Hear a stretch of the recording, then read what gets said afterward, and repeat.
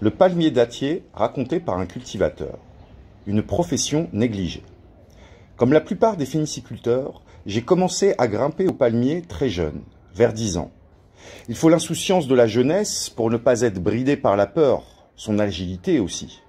La pratique m'a été transmise oralement par des fellahs que j'ai eu la chance de côtoyer. Petit à petit, j'ai acquis les qualités d'acrobate et d'endurance pour grimper et les savoir-faire pour soigner. Un palmier a besoin d'être escaladé une dizaine de fois par an. Pollinisation, ciselage, pose des régimes, protection phytosanitaire, grappillage, récolte. Le phéniciculteur passe en moyenne 10 heures par palmier et par an, en se basant sur une moyenne donc de 200 palmiers adultes par phéniciculteur. Le temps passé dans l'arbre est l'équivalent de 250 journées de 8 heures de travail par an. Sachant qu'un palmier peut atteindre une hauteur moyenne de 12 à 15 mètres et qu'il peut dépasser 20 mètres, on évalue la grande technicité et le risque du métier. Mais il n'y a pas que le risque. Le travail s'exerce dans des positions très inconfortables qui sollicitent la plupart des muscles de l'organisme. Des douleurs musculaires nous poursuivent bien après la descente. Des épines s'enfoncent dans notre chair, la poussière encombre nos voies respiratoires. C'est une souffrance que peu de personnes acceptent d'endurer. Ce métier indispensable connaît donc une désaffection de plus en plus importante et les professionnels du palmier deviennent de plus en plus rares. Les tentatives de formation de jeunes ne trouvent pas de candidature. Les parents découragent les vocations par crainte des dangers. Par ailleurs, il n'y a aucun statut et aucune reconnaissance sociale pour attirer des jeunes.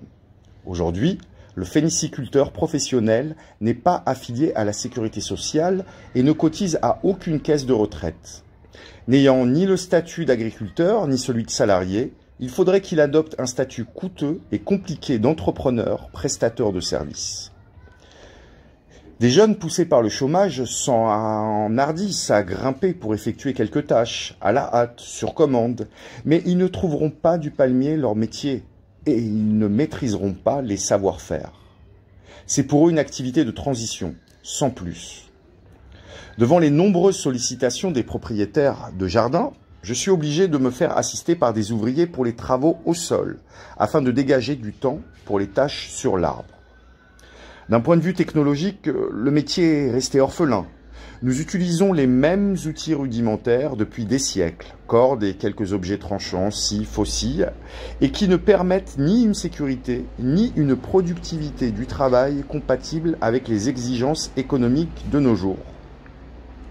Je constate combien les équipements des activités verticales ont évolué, soutenus par la science et la technologie.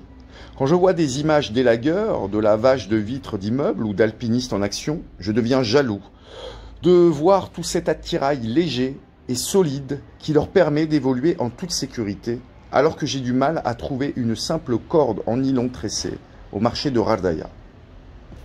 D'autre part, la mécanisation qui a été développée dans les palmeraies industrielles de Californie et d'Arabie ne s'applique pas à la disposition des micro-parcelles des palmeraies traditionnelles, et encore moins à la capacité d'investissement des petits propriétaires de jardins.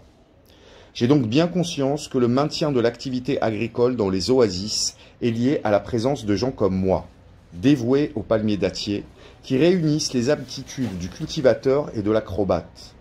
L'ascension du STIP fait partie de nos gestes quotidiens.